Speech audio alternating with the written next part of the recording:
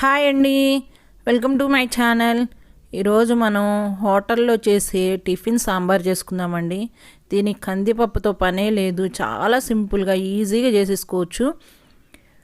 దీనికి ఒక ఉసిరికాయ సైజు అంత చింతపండుని నానబెట్టి ఈ విధంగా రసం తీసి పక్కకు పెట్టేసుకోండి. ఎక్కువ చింతపండు వేయద్దండి, పులుపు ఎక్కువ అవుతుంది సాంబార్లో. కరెక్ట్గా ఒక చిన్న ఉసిరికాయ సైజు అంతా వేసి పక్కకు పెట్టుకోండి. ఇప్పుడు ఇంకొక గిన్నె తీసుకొని 2 స్పూన్ల శనగపిండి వేసి నీళ్లు పోసేసి పల్చగా ఎక్కడ ఉండలు లేకుండా కలిపి పెట్టుకోండి. బాగా పల్చగా కలుపుకోండి. ఈ 2 స్పూన్ల శనగపిండికి 6-7 సరిపోతుందండి సాంబారు. చాలా ఈజీగా సరిపోతుంది. ఈ విధంగా ఎక్కడ ఉండలు లేకుండా కలిపేసి పక్కకు పెట్టుకొని స్టవ్ పైన ఇంకొక బాండి పెట్టుకొని 1 స్పూన్ ఆయిల్ వేసుకోండి. ఆయిల్ కూడా ఎక్కువ వేసుకోక్కర్లేదు. 1 స్పూన్ వేసుకొని 1/2 టీ స్పూన్ ఆవాలు, 1/2 స్పూను జీలకర్ర వేసి 4 వెల్లుల్లి రెమ్మల్ని కచ్చాపచ్చాగా దంచి వేసుకోండి.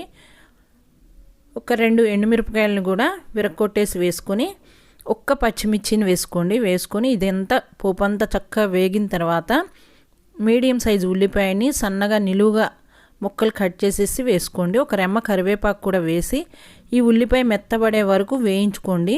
దీనిలో పచ్చివాసన అంతా పోవాలండి. పచ్చివాసన పోకుండా మిగిలినవన్నీ వేస్తే ఉల్లిపాయ వాసన వచ్చేస్తుంది. ఇది మెత్తబడే వరకు వేయించుకొని మీడియం సైజు టమాటాని ఒకదాన్ని వేసేసి ఈ టమాటా కూడా మెత్తబడే వరకు వేయించుకోండి. ఉల్లిపాయ టమాటా మెత్తగా అయ్యే వరకు వేయించుకొని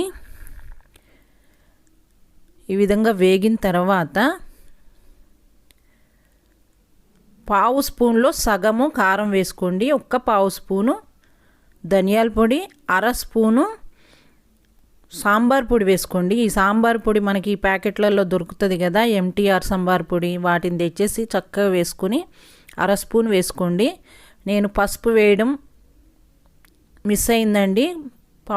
ఒక చిటికెడు పసుపు కూడా వేసుకొని ఒక్కసారి తిప్పేసి మీ రుచికి సరిపడా సాల్ట్ వేసుకొని 3 గ్లాసుల వాటర్ పోసేసుకోండి. ఈ వాటర్ అంతా మరిగేటప్పుడు ఇది ఒక్కసారి మరగనివ్వండి. మరిగేటప్పుడు ఈ ఉల్లిపాయ ఉడికిందో లేదో చూసుకొని ఉల్లిపాయ ఉడికిన తర్వాత మనము రసం తీసి పెట్టుకున్న చింతపండు రసాన్ని వేసేసి కలిపి పెట్టుకున్న శనగపిండిని కూడా వేసేసి ఒక చిన్న ముక్క బెల్లం ముక్క వేయండి. టిఫిన్ సాంబార్ అంటే తీయగానే ఉంటాయి కాబట్టి ఒక చిన్న ముక్క బెల్లం ముక్క వేయండి.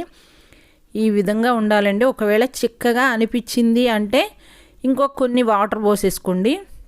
ఇంకొంచెం వాటర్ పోసుకొని ఒక 10 నిమిషాలు మరగనివ్వండి. ఈ విధంగా చక్కగా మరిగితే శనగపిండి కూడా పచ్చివాసన పోతుంది. ఇంత పలచగా వస్తే సరిపోతుందండి. ఇప్పుడు సాల్ట్ ఒకసారి చూసుకొని మీ రుచికి సరిపడా సాల్ట్ కూడా వేసుకోండి. సరిపోకపోతే ఈ విధంగా మరిగిన తర్వాత మనకి ఎంత పలచ కావాలో అంతవరకు ఉంచేసుకొని కొత్తిమీర చల్లేసి స్టవ్ ఆఫ్ చేసేసి ఇడ్లీలో తిన్నా, దోశల్లో తిన్నా, దేనిలో తిన్నా కూడా చాలా బాగుంటుందండి. ఎటువంటి టిఫిన్లోకైనా బాగుంటుంది. చూడండి అసలు ఎంత బాగుందో. నా రెసిపీ కనుక మీకు నచ్చినట్లయితే నా ఛానల్ని సబ్స్క్రైబ్ చేయండి, లైక్ చేయండి, షేర్ చేయండి. పక్కనున్న బెల్ బటన్ని క్లిక్ చేయండి. 10 నిమిషాల్లో చేసేసుకోవచ్చండి. చాలా ఈజీగా చేసుకోవచ్చు. కందిపప్పు కూడా ఉడికించే పనే లేదు.